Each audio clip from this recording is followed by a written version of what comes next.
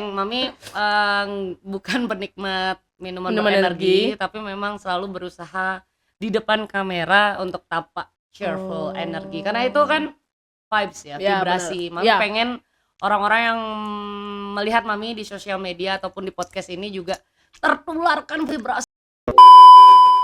Hai, welcome back to our YouTube channel. Ngobrol bebas Tanpa batas di Podcast Nas.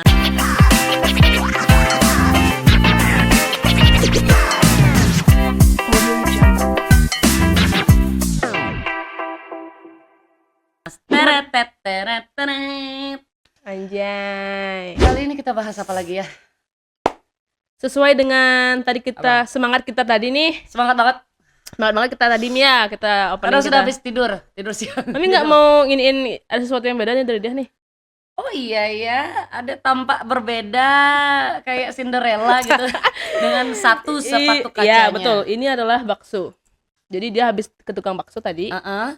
Dia kan lapar dia nih. Heeh. Pakai cadangan dia. Jadi nanti Oh biar di sini. kalau lapar langsung gitu langsung ya. gini, up gitu. Oh biar berbuka puasa juga Iya, langsung bener hap banget, gitu. langsung banget. Emang kamu puasa ya? Oh, enggak sih. Tapi dia menghormati, dia pernah nyoba puasa, Mi. Oke, kuat. Enggak. Ya kelihatan dari tampangnya sih. Oke, Mi. Hmm. Dia pengen nanya sama Mami nih. Mami tuh pernah capek gak sih, Mi?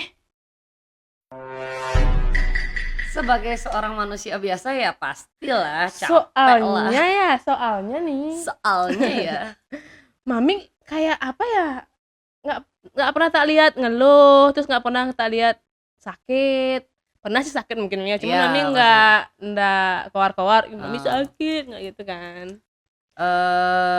Apa sih, Mi? Kayaknya Mami strong banget nih. Sakit Mami pernah lah, tapi kamu lihat Mami berenergi. Iya. Itu semua terjadi berkat ini Creatine Drink, Energy Drink, satu energi, satu semangat. Tarat. Boleh banget. Silakan langsung di endorse ya. Ya, langsung diminum. Nggak deng, Mami bukan penikmat minuman berenergi, tapi memang selalu berusaha di depan kamera untuk tampak cheerful energi. Karena itu kan vibes ya, vibrasi. Mami pengen orang-orang yang melihat Mami di sosial media ataupun di podcast ini juga tertularkan vibrasi. Positive vibes-nya Mami biar sampai ke kalian semua. Betul. Karena dia juga kerasa sih positive vibes-nya Mami. Iya, berasa ya? Terbakar nih energi gara-gara Creatine Drink tadi itu. Terbakar energinya dia. Tapi Mami pernah lah capek. Pernah kan, Mi, capek. Capek, sakit, pernah lah. GERD, pernah lah. Manusia biasa. Mami, frekuensi Mami capek itu kalau udah GERD baru dah berhenti Mami kerja. Enggak lah. Apa? UGD Mami. Minta suntik. Lagi 1 jamnya langsung kantor. Langsung kerja dia, wis parah kali. Wis, emang tuh sempat menjadi trending topik dulu di kantor ya, Mami. Masuk IGD jam 5 pagi, keluar jam 7 pagi. Jam 8 udah cus kantor lagi. Gila kan? Gila Atau nggak sayang diri sendiri nggak tahu ya. Gila. Mam, ngomongin masalah capek nih, Mam. Pernah kan Mami kan tadi pernah bilang capek kan? Yes. Cuman ini capeknya beda. Oh, bukan capek fisik. Bukan capek fisik. Oke, tapi capek sama pikiran Mami sendiri. Pernah nggak? Oh, of course dong. Iya, Mami kan mantan pasien rumah sakit jiwa. Karena Mami pernah bilang gini ke dia, Mami punya penyakit apa yang kalau Mami tidur tuh Mami masih kerja gitu. Enggak. Apa namanya, Mi? Jadi Mami itu dulu pernah didiagnos GAD, Generalized Anxiety Disorder. Sorry ya kalau nggak kalau salah pengucapan ya. Tapi yang jelas GAD itu lebih ke gangguan kecemasan lah. Jadi gangguan kecemasan itu bikin Mami susah tidur. Jadi insomnia berkepanjangan dan itu udah nggak bisa pakai terapi lagi. Jadi udah jatuhnya Mami akhirnya dirujuk ke psikiater. Jadi cari obat penenang sama obat tidur. Udah nggak bisa tuh obat tidur lelap gitu tuh udah nggak mempan. Mami udah yang dosisnya lumayan tuh 20 mg. Kadang minumnya 2 sampai 3 sekali. Waduh. Tapi sekarang udah nggak sih. Sekarang udah menipis gininya apa namanya pikirannya. Mam, apa sih bedanya itu, Mam? Yang tadi yang GAD sama anxiety. Anxiety itu ya gangguan kecemasan, cuman GAD itu istilah medis ya, kalau nggak ngerti juga ya, pokoknya diagnosnya tuh GAD, tapi sebenarnya itu gangguan kecemasan gitu. Oh, jadi beda ya Mia. Mungkin karena berujung dari Itu GAD. sama. GAD dulu mungkin, terus tiba-tiba anxiety dulu, tingkatnya lebih parah, baru jadi GAD. Itu kayaknya ya. Takutnya nanti mami dirujak sama psikolog dan psikiater. Boleh dong, gitu kan. dirujak aja ulek. Gak apa-apa. Yang jelas anxiety itu beda sama overthinking. Beda. Kalau kamu bilang GAD sama anxiety, ya anxiety itu adalah GAD dalam bahasa medis. Oh, Tapi kalau gitu. overthinking, nah itu beda. Jadi overthinking itu memicu anxiety. Tapi nggak bisa dibilang sama lah. Gangguan kecemasan sama overthinking itu kan pikiran berlebihan gitu ya. Kalau kita translate pakai bahasa Indonesia tuh, pemikiran yang berlebihan itu memicu kecemasan. Nah, Tuh, memicu anxiety disorder. yes. Kayak berarti anxiety disorder itu seperti ini, misalkan belum kejadian nih Mi, tapi udah kita memikirkan 25 skenario terburuk. Ya, pernah nonton gini nggak, Final Destination nggak? Apa itu, drakor ya? Enggak, Bukan. film ya. Film tahu Hollywood yang Hollywood. Ya, Hollywood. Jadi itu film yang kayak serem banget. Dia terjun main apa sih, roller coaster ya. Okay. Itu yang serem banget, terus kepalanya copot gitu kan. Nah, orang yang punya gangguan kecemasan itu kayak nonton film Final Destination. Nonton tapi berasa gitu. Iya. Kayak pakai kaca 3D nontonnya. Berasanya tuh real banget. Jadi orang yang punya gangguan kecemasan belum terjadi tuh.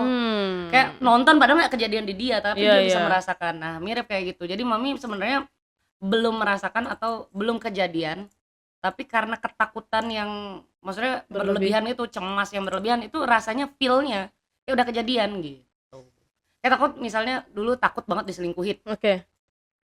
Karena kecemasan yang berlebihan ini, yang ketakutan berlebihan ini, mami merasa tuh kayak, ih aku udah diselingkuhin nih. Padahal nggak ada apa-apa.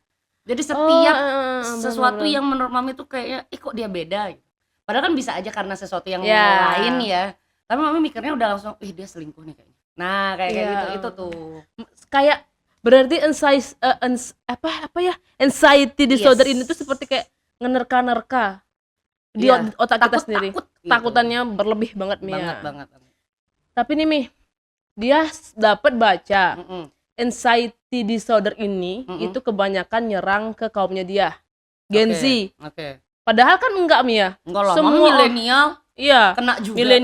Milenial, boomers, Gen Z, Gen Alpha, Gen Beta, Gen X itu pasti punya anxiety-nya sendiri kan Mi. Berarti nggak bisa menggeneralisasi hanya anxiety itu hanya untuk Gen Z. Semua juga bisa punya anxiety guys. Bener, cuman tergantung orangnya aja. Dia dari generasi manapun bisa. Tapi kenapa sepertinya kayak gaungnya tuh lebih terkenal kena di Gen Z? Iya, kenapa ya? Itu karena sekarang Gen Z ini sudah terlalu melekat sama media sosial. Iya, benar. Kayak patokan hidupnya tuh makanya ada standar sosmed. Itu di eranya mami tuh nggak ada. Standar sosmed itu nggak ada, standar TikTok, standar Instagram. Di eranya dia tuh udah kayak SOP Mama. Itu yang bikin kayak anxiety-nya tuh dikasih makan gitu. Iya, bener. Jadi semakin mereka ketakutan, loh kok aku nggak kayak dia ya hidupnya. Iya, lihat pencapaian orang ya. Loh kok aku belum nikah ya, dia udah nikah. Kayak gitu. Guys. Kayak kok gitu. Dia bisa jalan-jalan dengan gaji UMK, aku kok enggak ya. Dia ada punya gadun dari mana ya. Nah, anxiety juga itu. Ketakutan yang berlebihan. Jadi kayak misalkan temannya dia upload story jalan-jalan, terus dia kayak masih di sini aja, anxiety dah tuh dibilang. Padahal kan maksudnya bukan anxiety itu sebenarnya guys, kayak apa ya, kayak gimana bilangnya Mia, lebih ke kayak kita ngeliat story temannya, dia ngeliat story temannya dia nih, ngeliat dia jalan kemana, ke luar negeri lah, ke luar kota, tak pakai pikiran tuh Mi. Kayak anjir kok dia bisa ya, aku kok nggak bisa. Ada dua sih, kayak lebih ke overthinking ya kalau dari dia Mi, kayak mikirin antara iri ya bisa juga ya. Kalau ini yang membedakan antara dia anxiety atau iri ya. Kalau iri itu kayak lebih tendensinya tuh lebih ke orang. Jadi misalnya, kok dia bisa sih? Kok dia bisa jalan-jalan sih? Duitnya dari mana ya? Emang dia nggak nabung? Emang dia nggak punya cicilan? Emang dia nggak ngasih orang tua? Iya benar. Tapi kalau dia anxiety, dia akan lebih ke fokus ke dirinya sendiri. Kok aku belum bisa kayak dia ya? Lebih fokus untuk bebenah mungkin Mia. Ya kalau Supaya itu dalam hal positif ya begitu, tapi kebanyakan orang-orang yang punya penyakit GAD ini tidak cukup mampu untuk ketika anxiety itu muncul langsung berbenah itu enggak. Karena gitu dia nggak bakal jadi pasien GAD dong. Oh iya kan. Kan dia anxiety. Kan udah sembuh ya kalau udah bebenah ya. Gimana? Oh iya. Kayak mami bisa bilang salah satu survivor ya. Maksudnya akhirnya berhasil survive dari beberapa kali momen lah, kayak waktu mami cerai, terus waktu mami bangkrut. Jadi benar-benar ngulang lagi dari nol. Jadi banyak momen-momen di hidupnya mami yang bikin GAD itu muncul kembali. Tapi setelah beberapa kali, maksudnya udah ke psikolog, ke psikiater, mami juga nyoba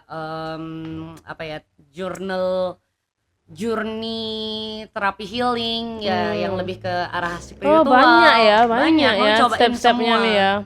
Karena dia pernah juga denger mami pernah gini ya, semedi ya.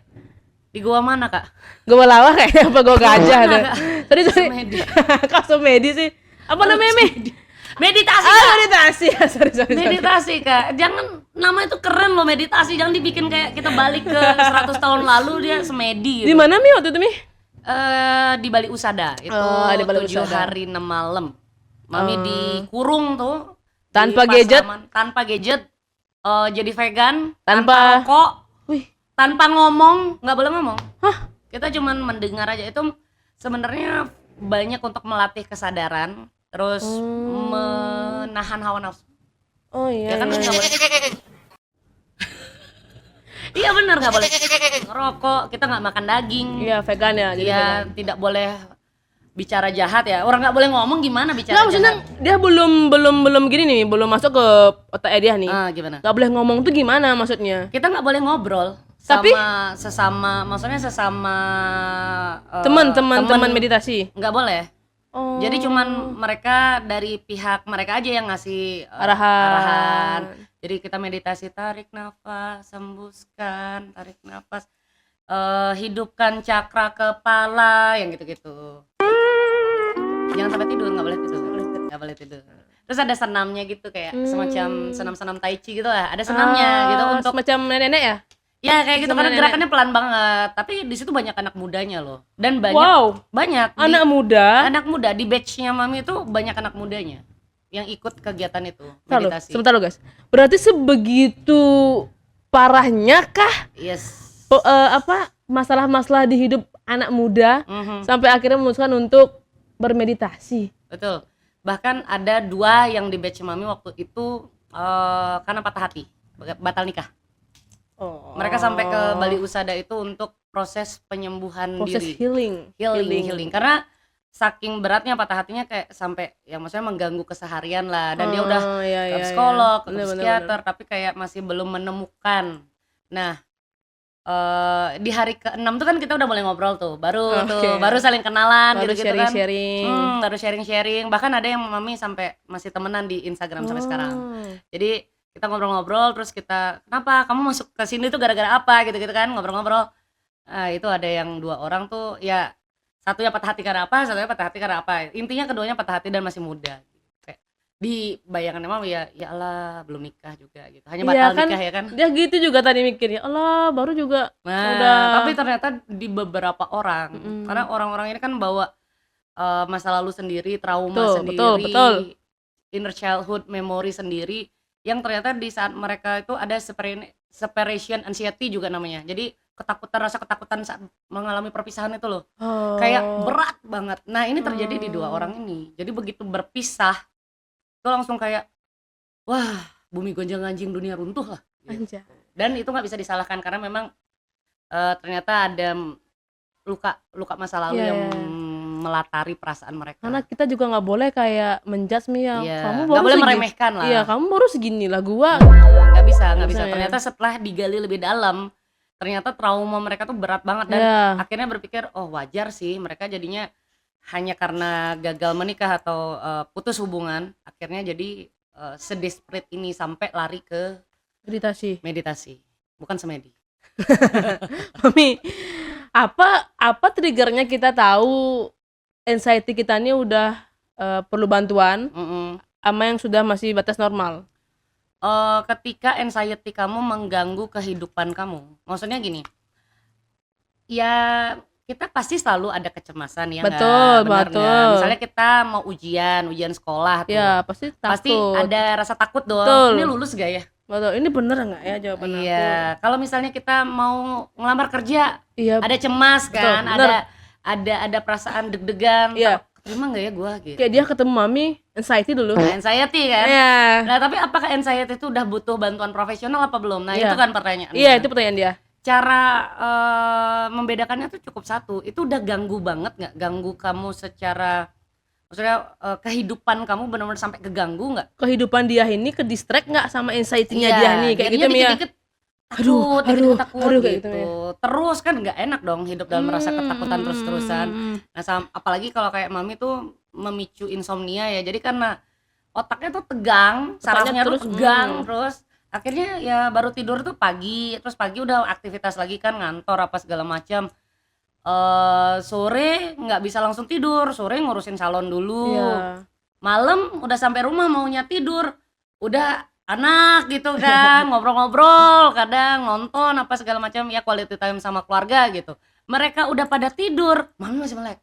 Padahal kalau dipikir-pikir tuh dalam 24 jamnya mami itu udah capek banget tuh guys. Iya, itu bisa terjadi berbulan-bulan loh. Tapi mami kayak nggak bisa tidur, kayak masih gini ya, masih bertanya-tanya nih dia. Maksudnya udah capek banget itu, ukuran 24 jam. Pertama ngantor. Ngantor tuh kayaknya mami di kantor itu dari jam 11 sampai jam 4. Jam 4 mami balik. Mami balik ngurus salon. Jam 6 sampai jam 6 lah Mia. Jam 7. Jam 7 ngobrol-ngobrol di masak, makan bareng. Mami harus tetap luangin waktu quality time sama keluarga. Jam 9 udah pada masuk kamar, melek lagi. Kadang ngerjain kerjaan maksudnya buat besok gitu. Jam 2, jam 3 itu udah capek banget, tapi setiap mau maksudnya menjamin mata tuh kayak otaknya bekerja. Besok ada masalah apa ya? Nggak ada apa-apa kadang, tapi udah langsung secara otomatis, besok tuh pasti banyak deh masalahnya. Pasti karyawan ini gini kayak gitu. Itu udah namanya anxiety. Itu anxiety. Tapi mami udah sering ke psikolog dan psikiater ya, karena sampai maksudnya dulu itu beberapa kali tuh sampai memicu keinginan untuk bunuh diri. Itu yang sebenarnya bikin mami sampai wah ini udah nggak bisa untuk ke psikolog dan psikiater dan ke Bali Usada itu ya, karena mami udah sering kepikiran buat bunuh diri. Sebenarnya lebih ke capek ya, kayak kamu bilang tadi. Capeknya tuh bukan di fisik, capek di pikiran mental gitu. Capek banget rasanya, kayak ini kalau gua mati capek ini pasti hilang. Jadi udah nggak bisa berpikir jernih. Nggak usah ngomongin iman ya, nggak usah.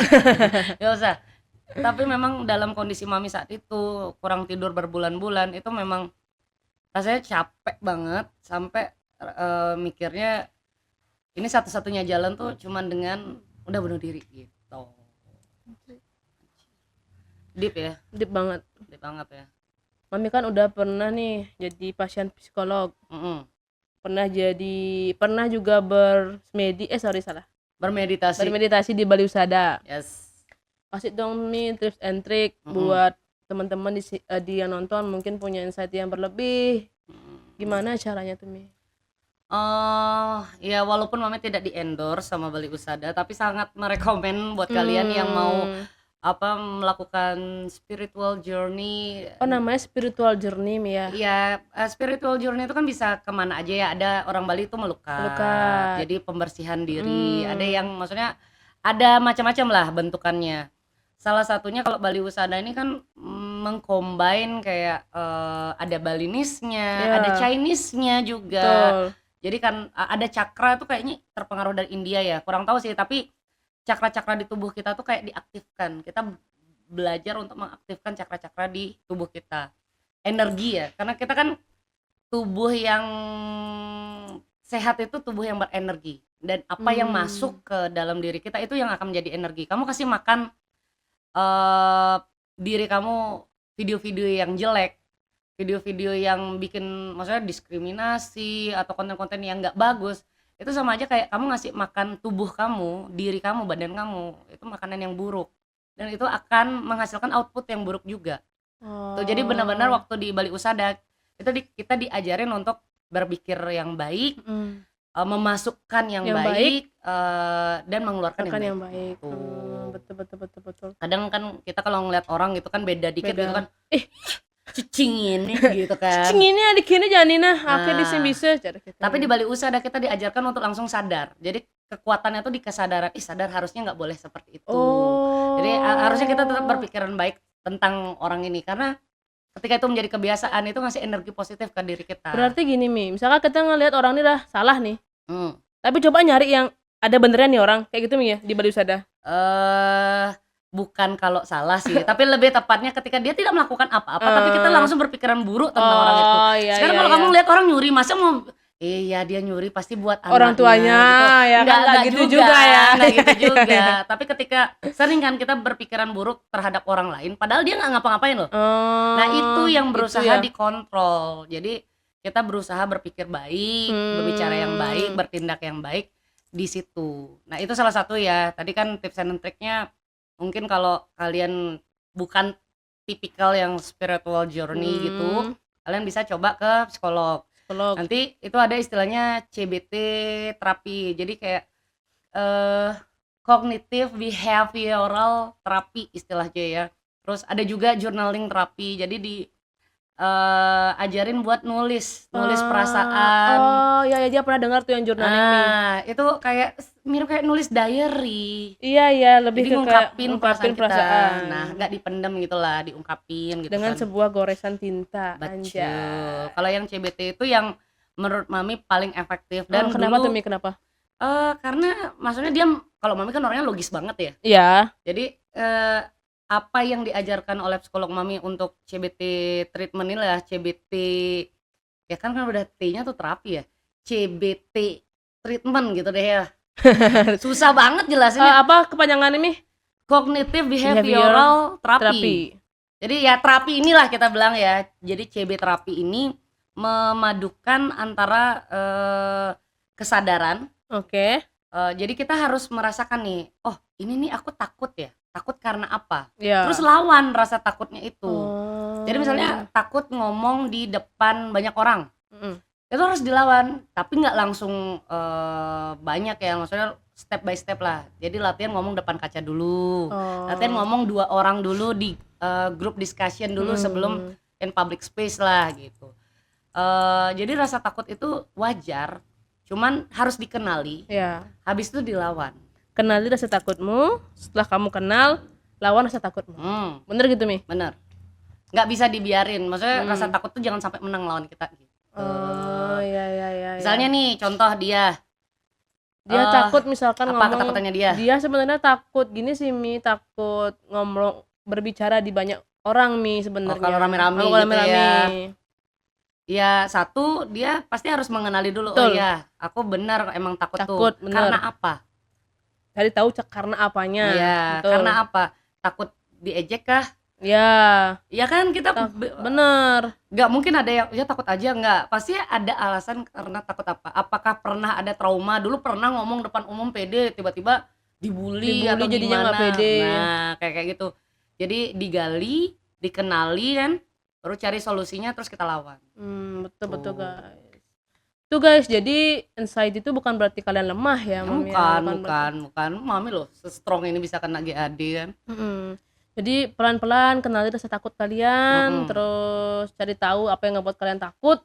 Setelah itu lawan. Sama gini ya, jangan pernah mendem ya. Oh iya benar-benar, jangan pernah mendem. Jadi banyak kejadian orang itu berakhir suicide atau bunuh diri itu karena memang dia mendem. Jadi nggak ada tempat cerita. Kadang tuh kita nggak relate sama rasa lelah mereka karena kita nggak ada di posisi mereka kan. Tapi bukan kapasitas kita untuk ngejudge luka orang lain. Kapasitas kita tuh hanya untuk mendengarkan. Karena Mia rata-rata di Bali orang itu bunuh diri, ulah pati nih. Ya karena dia nggak cerita. Iya, dipendam sendiri aja. Benar. Dan juga mungkin ada perpaduan rasa takut. Kayaknya orang nggak bakal ngerti deh. Maksudnya nggak bakal merasa apa yang aku rasakan itu relate sama mereka dan aku bakal dianggap lemah deh. Dan daripada aku cerita, aku bunuh diri aja kayak gitu.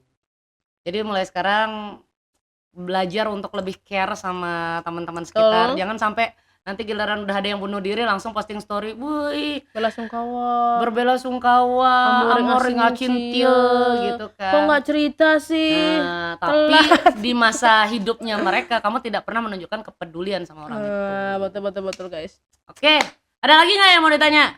Gak ada. Dia udah aman. Cukup hari ini. Kamu memicu anxiety mami nih. Jadi ke-trigger nih mami langsung low energy banget. Jangan gitu Mi. Kamu mau minum obat dulu ya.